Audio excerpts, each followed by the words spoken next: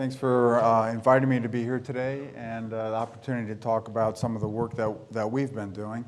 And obviously we're here because we've done much of this work on SciEx systems and have a laboratory that does just PFAS analysis, and total of currently 6 SciEx systems that are running pretty close to 24/7 doing this kind of work.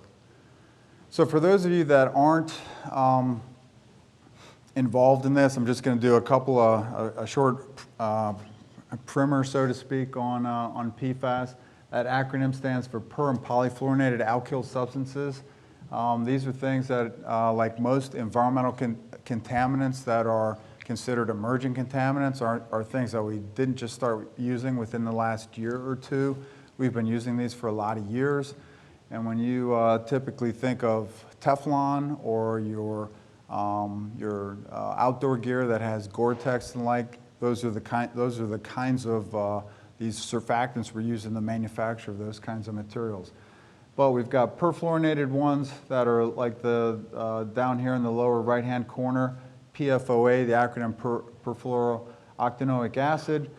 So the concern for these as environmental contaminants is because of this carbon-fluorine bond.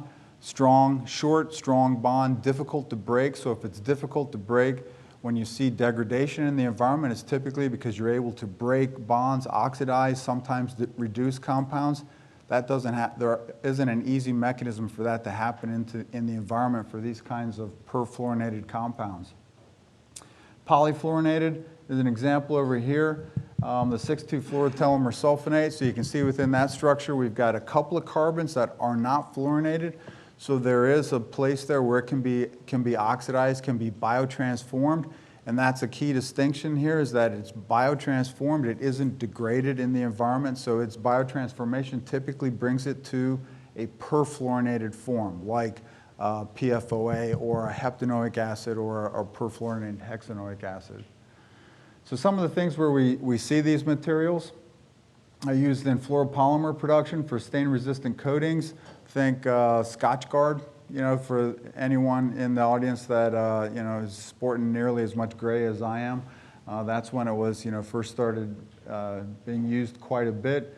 Coatings for fast food wrappers and boxes, waterproof fabrics. If you're an outdoor person and you like that outdoor gear, you run a lot. That gear is terrific, right? Because it's breathable and yet is water repellent also.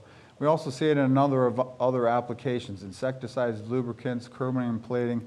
So part of the message here is that this isn't just sort of a unique to a specific environmental site or a place where they dumped or contaminated a particular landfill. These kinds of compounds are ubiquitous. They're all around us.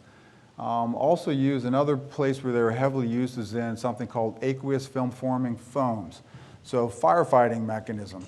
The advantage for these materials were that they were the best for fighting petroleum-type fires. So you saw them at all military installations in the U.S., many airports, especially those with an Air National Guard component, fire training installations, and then also quite heavily at refineries in the oil and gas industry and chemical manufacturing. And this was typically originally used manufactured by 3M in conjunction with the U.S. Navy. PFOS was one of the principal components in those early formulations. That was called 3M Lightwater. But since then, there are some other formulations. Ansell, National Foam used slightly different chemistries like the 6,2-telomere sulfonates. So part of the problem in this venue is that we've only got one analytical method out there. EPA typically, at least in the regulated community and commercial contract laboratory industry, we're trying to use EPA validated sanctioned methods. There's only one, that's EPA 537, and there are two versions of it. This is the older version from 2009, version 1.1. Critical things here to point out is it's specifically for drinking water. So it's got some limitations when we want to look at other environmental samples. And for your experience with doing LC triple quad, LC mass spec type work, is that we've got, when we have complex matrices, we run into problems with ion suppression. In some cases, as we've seen in the case of fluorotelomere sulfonates, ion enhancement, in fact, for some of them. There's a very short prescriptive list of compounds, and I'll show those here in a second. But it was one of the methods that in the environmental community, back in 2009, and we participated in that validation, but it was one of the early EPA methods in which they used LC mass spec. That was a relatively new instrumental introduction for the environmental monitoring community. It had been used in some more research type applications, but here was a more run-of-the-mill kind of, run-of-the-mill, but a method intended for regular. Am I okay, sir? I'm not touching anything. Okay, thank you. So then recently this method's been modified. Well, I shouldn't say modified, but it's been revised, in which we added, basically it still used the same instrumental conditions in LCMS-MS, solid phase extraction for that, geared towards drinking water, but we added some compounds to that, ones that are called replacement compounds. So a compound called Gen X, if you've seen that in the news, compound specifically, it's a perfluoroether carboxylic acid, specifically for replacement of PFOA as a surfactant in manufacturing, fluoropolymer manufacturing operations.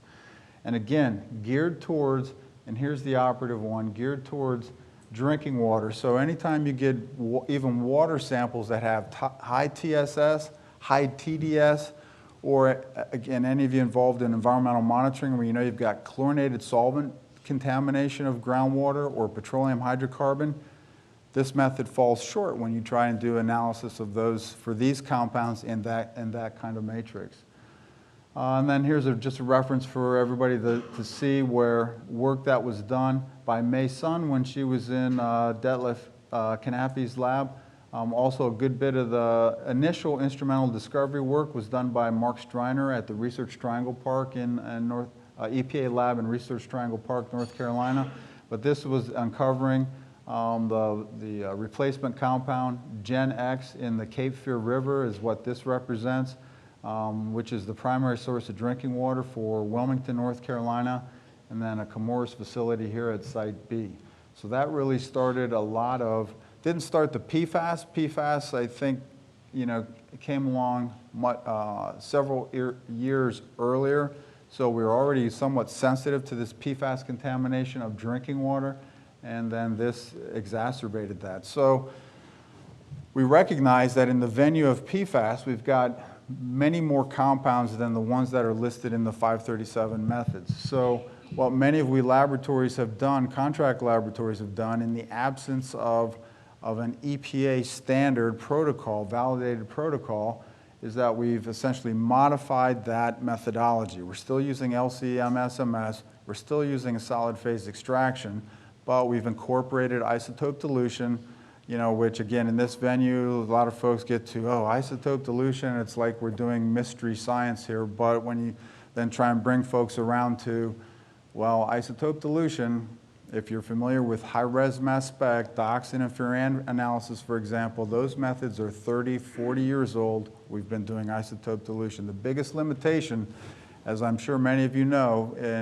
and whether or not we do isotope dilution is what? The availability of stable isotopic standards to be able to use for those. So we've got this strong advantage in that a company like Wellington and a few others have developed quite a reasonable library of isotopically labeled standards for us to use in our analytical techniques. So with this isotope dilution technique, we're able to do a wider variety of matrices. We've expanded the compound list. We've changed the chemistry of the extraction. We're still doing solid phase extraction, but instead of using, like in the 537, where we take advantage of the hydrophobic interaction on a styrene divinyl benzene cartridge, we've gone to a weak anion exchange to take advantage of the hydrophilic head of most of these PFAS compounds. So we're able to extract a larger range of compounds and much more accommodating of sample matrix. So here's a listing of an example of the kinds of compounds that get done, are able to be done by this analytical methodology. So the 537 for a point of reference are the ones in red, but typically where we're going to an isotope dilution, so we can go from shorter chain acids to from a butanoic acid all the way up to a C18 carboxylic acid. Sulfonamides, we can look at a wider range of what are called polyfluorinated or precursor type compounds, ones that can biotransform, like the fluorotelomere sulfonates, the sulfonamidoacetic acids, and ethanols, and the like. So just, again, just to throw a bunch of additional names and numbers at you in the environmental community. So we run into this all the time where, we've got the different states, because EPA isn't really out in front of this. So we're sort of left to our own devices. The states are also left to their own devices as far as what lists to regulate for, what compounds to try and regulate for, because there aren't established MCLs for these compounds yet, except on a state basis. And states, which is pretty much unheard of to date, because prior to that, when you think of your drinking water and MCLs being established for your drinking water, that has all been on a federal regulated drinking water basis. But now, in the absence of EPA taking action or being in front of this, states are starting to enact legislation and regulations for setting their own MDLs. EPA, even though I'm beating on them a little bit, they are starting to try and catch up. So they're working through and validating several methods. This one out of SW846, 8327. It also will use LCMS-MS. It's strictly for this list of 24 compounds that I had previously. It is much to like what we saw in the plenary, but in different types of matrices. They're trying to get away from doing any kind of sample extraction. It's basically water, a little methanol, add some surrogates, boom, shoot it. So it sounds pretty attractive. It does have some issues, though, with some of the fluorotelomere sulfonates, in particular 6,2 fluorotelomere sulfonate, and sensitivity is only down to about 2 or 10 nanograms per liter, whereas for most of our analytical methods where we're doing extraction, we're down at 1 or 2, and in some cases below 1 ppt. 8328, this one is basically looks like it's going to be what many of we contract laboratories are doing. So it'll be isotope dilution and SPE extraction. A broader variety of matrices should be applicable to water, waste, groundwater, landfill leachates, soil solids, tissues.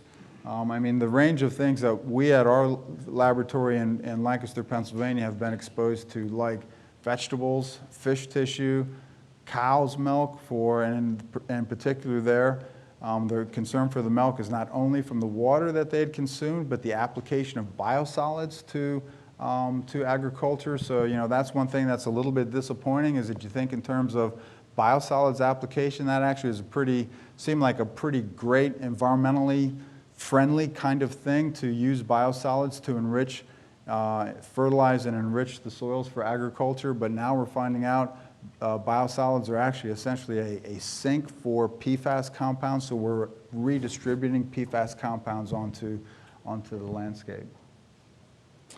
There's a new EPA method 533 in the works, new drinking water method. Here they're finally going to get a little bit smarter about how we handle things. We're going to use a solid phase extraction that's designed to do shorter chain acids, so weak anion exchange. We'll also use isotope dilution, so yay, that means we're going to be able to do drinking waters or potable waters that are, because if you think about some well waters, not all well waters that are used for drinking water or considered a potable water have TSS or TDS that are from a finished drinking water quality standpoint, but we'd be able to cover those. Thank you. So a broader list of compounds, and they're looking to validate and get something out here by the end of month. So some other EPA initiatives, and some of these that involve LCMS-MS, certainly air method. Because believe it or not, when you look at the chemistry of these, you think, well, air, why would I be worried about air for PFAS compounds? They're not volatile, although there's a separate grouping of compounds that I didn't talk about here that get referred to as volatile PFAS, but they're really volatile from the standpoint of I can do gas chromatography for the analysis of those. So things like fluorotelomere alcohols, fluorotelomere acrylates, those are the kinds of compounds that are actively used in upholstery and carpet treatments nowadays. Those compounds can then biotransform to perfluorocarboxylic acid. So that's why they're of concern. But anyway, air methods, when you think of, it's really some of the significant contamination we've seen have been via air deposition. So by vapor, mist deposition and particulate deposition. Top assay I'm going to talk very quickly about, total organic fluorine, and then non-targeted analysis. So basically 3 of the 4 here would use the LC triple quad. So just as literature reference, and Simon, who works for AB Science, was one of the co-authors here, where we identified that in this PFAS venue, we're really talking thousands of compounds. OECD had a report from a few months ago in which they put it at 4,750 compounds potentially in the environment. So that slide I had before where we were at 36, probably if I went to a few more esoteric and added in my fluorotelomere alcohols and acrylates, I could probably say I can analyze for 50 PFAS compounds. So from a targeted standpoint, if I can do 50, and there's 4,750 out there, that's a pretty small sliver, so I'm not really getting everything that there could be. So there's an analytical technique called this total oxidizable precursors. Erica Houts published this when she was in Sedlak's lab in 2012. And really here the concept is this biotransformation of these precursor or the polyfluoro compounds. They biotransform to perfluorocarboxylic acids. I can analyze for those. I've got the analytical technique. I just showed you that for those. So analytically what we do is we try and force that conversion. So I take the sample, I analyze the sample for my broad a swath of PFAS compounds as I have. That gives me essentially my background. Then I take a second portion of that sample, add persulfate, raise the pH very high to 13, heat it at about 85 degrees for 8 hours.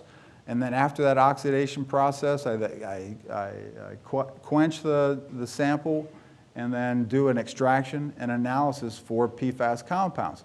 So if I've got some precursor polyfluorinated type compounds present in that sample that I don't have standards for, I don't have a targeted analysis for, and they're present, I convert those, oxidatively convert those to the perfluorocarboxylic acids. In the post-oxidation, if I see an increase in that, then I know I had something in that sample. I don't know exactly what it was, but I know I had something. I can do a little bit of detective work to try and figure out what was there. And here's just an example of the results that you would see for doing that. But I can do a little bit of detective work because when we do analyses, and we did some of this to basically vet our analytical procedure against Erica Houts' paper, where we took just 6,2-fluorotelomere sulfonate and put it through the oxidative process and then looked at molar yields. And here we generated, even though you look at the structure of 6,2-telomere sulfonate, you'd think, well, there should just be one carboxylic acid that it goes to. Well, experimentally, and we basically vetted what Erica did in their laboratory, not exactly the same numbers, but pretty close, you can see over there, as far as molar yield. So we get the butanoic acid, the pentanoic acid, the hexanoic acid. So that's somewhat of a fingerprint that I can use. It's not exacting, and it's going to be complex mixtures, but there are some correlations that I can draw to those oxidation products that I see. Same thing, just as an example, for the 8,2-fluorotelomere sulfonate, and then another compound, 6,2-perfluoroalkyl phosphate diester. This actually isn't one of our targeted compounds in our analytical suite, but we went and grabbed this because we knew, and they had used this in their paper. But yet you can see, even though I don't have a targeted analysis for this compound, I've got a way of sort of doing a fingerprint of it. So some conclusions on the top assay. Useful tool for assessing the impact I'm using the perfluoroalkyl acids as my indicators. And it's useful because I'm using LC triple, so I can still see down to PPT kinds of levels. In this venue, we don't really have, in the absence of certified EPA methods, need some kind of yardstick against which the goodness of the method that we're applying. So the DoD has a QA/QC program called Quality Systems Manual. 5.2 recently released 5.3, but lists all these criteria. So whatever my analytical method is, if it meets the criteria listed in that QSM 5.2, then that's your yardstick against which you've got a valuable method. And then this is just to give you a brief snapshot, if you're not actively working in this area, of the kinds of things. EPA's got what are called health advisory limits, so those aren't regulatory based, so they aren't actionable levels.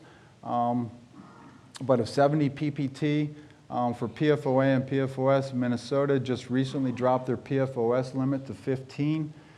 Jersey actually has an MCL for the nonanoic acid at 13, and one's proposed for PFOS and PFOA at 13 and 14. That's probably going to happen by this fall. And then you can see how Vermont and North Carolina, what I showed you, the Cape Fear River, they've got something established for Gen X at 140. Here's a reference to, and where New York is in the process of setting MCL. So it's sort of a Wild West out there as far as regulatory action with regard to PFAS compounds. And then a few other significant things going on with regard to this. California State Water Board, airports, landfills to submit an action plan for what kind of sampling they were going to do for PFAS and then commence that sampling.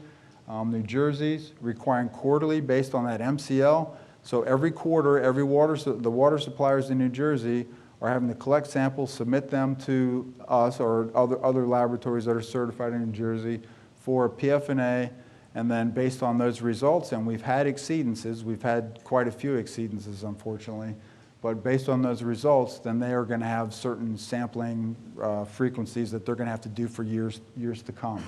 And then my own state in Pennsylvania, PFAS sampling plan, and since I made this slide, we had an update that it's actually more than 300 public water supplies that they're going to assess. It's more like 450 to 500 across the state. Maine, some legislation on biosolids.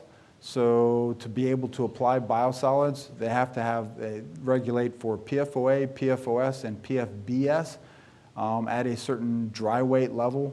If they're below that, then you're able to use it for land application.